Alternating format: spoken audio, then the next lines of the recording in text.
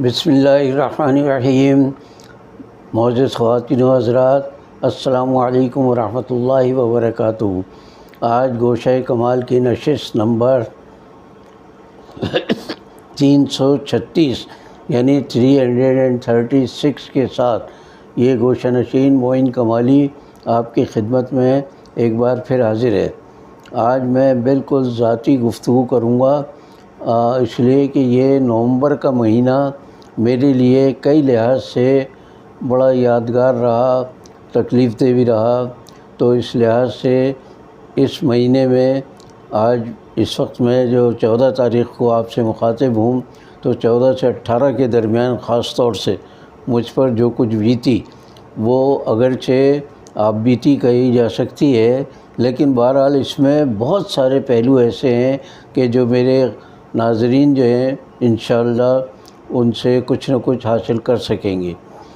تو آج میں جو گفتگو کر رہا ہوں وہ ہے میری مرحومہ شریک حیات کے بارے میں۔ آپ دیکھیے اس میں کتنے پہلو ہیں زندگی کے کہ جو اس چھوٹی سی تحریر سے ظاہر ہوتے ہیں، چھوٹی اس معنوں میں کہ یہ بڑی طویل داستان حیات ہے، لیکن میں نے یہاں جو سمیٹا ہے تو ہو سکتا ہے کہ 1 یا 2 یا 3 قسطوں میں یہ مکمل ہو جائے۔ یہ 1900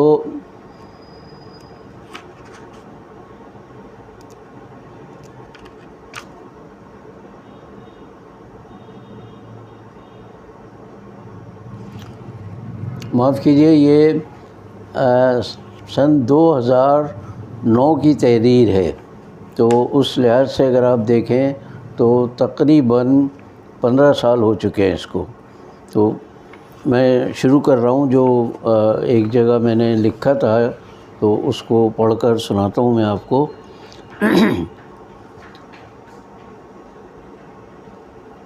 یہ دسمبر 2009 کی تحریر ہے، اور جبکہ ان کا انتقال نومبر میں ہوا تھا۔ اہلیہ کو مجھ سے جدا ہوئے آج یعنی بدھ کے روز 16 دسمبر کو پورے 4 ہفتے گزر چکے ہیں، لیکن رفتید ولے نہ از دل ماں کے مصداق وہ میرے دل سے ایک لمحے کے لیے بھی رخصت نہیں ہوئی ہیں۔ ان 4 ہفتوں میں میرا ایک ایک دن، ایک ایک گھنٹہ اور ایک ایک منٹ ان کے ساتھ گزرا ہے۔ زندگی کی رفاقت میں ہم دونوں کبھی اتنے عرصے تک مسلسل ساتھ نہیں رہے۔ بیوی کو شریک حیات کہا جاتا ہے، وہ اگر جسمانی طور پر میرے ساتھ نہیں تو کیا ہوا، میرے قلب و ذہن پر ان کا تصور، ان کی یادیں تا حیات میرے ساتھ ہوں گی، تو میں انہیں دنیاوی زندگی سے پردہ پوش ہونے کے بعد شریک حیات تسلیم کرنے سے کیوں انکار کروں۔ ہمارے بیٹی، بیٹے، بہویں، پوتا، پوتیاں بفضل خدا زندہ و سلامت، صحت مند اور خوشحال ہیں، تو میں اپنی زندگی میں اہلیہ کے وجود سے کیسے انکار کر سکتا ہوں۔ حیات اور موت، حیات اور موت کی ایک صورت یہ بھی تو ہے کہ کسی کی نسل آگے چلتی رہے۔ میری اہلیہ کے آگ سے جھلس کر انتقال کی وجہ سے علماء کرام نے متفقہ طور پر مجھے یقین دلایا کہ ان کی موت شہادت کی موت ہے، اور شہید کے بارے میں قرآن کا فیصلہ ہے کہ وہ کبھی نہیں مرتے، وہ زندہ ہیں اور اپنے رب سے رزق پاتے ہیں۔ یہ اور بات ہے کہ ہم ان کا شعور نہیں رکھتے، یعنی ہماری نظروں سے اوجھل ہو جانے کی وجہ سے ہم ان نعمتوں کا اندازہ نہیں کر سکتا جن سے رب العزت شہیدوں کو نوازتا ہے۔ ہم نے اس مادی زندگی کے 43 سال گزارے، تو یہ نومبر کا مہینہ میری زندگی میں اس لحاظ سے اہم ہے کہ 1966 میں اسی ماہ کی 11 تاریخ کو وہ نکاح کے بعد بیوی کی حیثیت سے میرے گھر اور میری زندگی میں داخل ہوئیں۔ یعنی 11 نومبر کو 1966 کی بات کر رہا ہوں میں، اور اسی ماہ کی 18 تاریخ کو وہ اس مادی دنیا سے منہ موڑ کر الگ ہو گئیں۔ مجھ سے تعزیت کرنے والے بعض احباب نے یاد دلایا کہ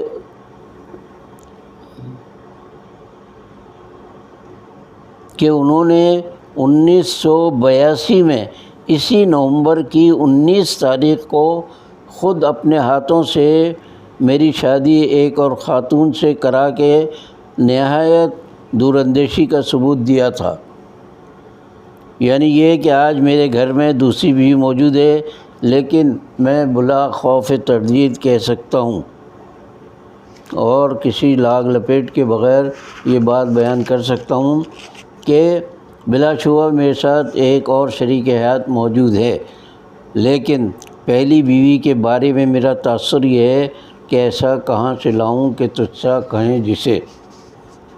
شہید مرحومہ بیوی کا 28 سال قبل دل کا ایک آپریشن ہوا تھا۔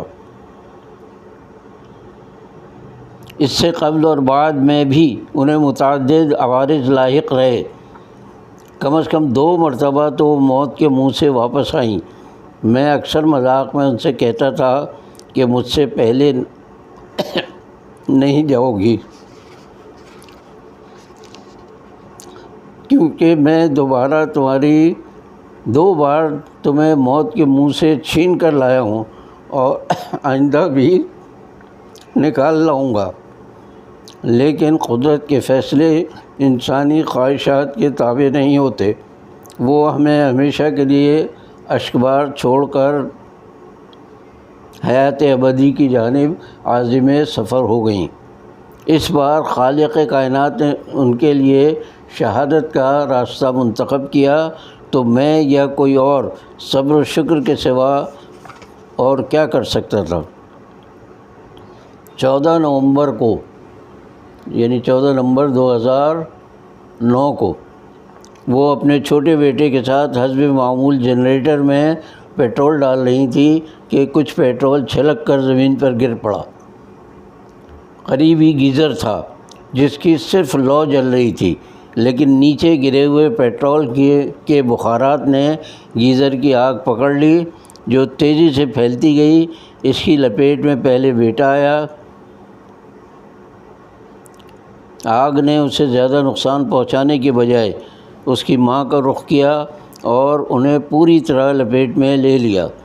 دوسری منزل کے فلیٹ کی بالکونی سے شعلے اور دھواں اٹھ کر 4تھی منزل تک بلند ہو گئے۔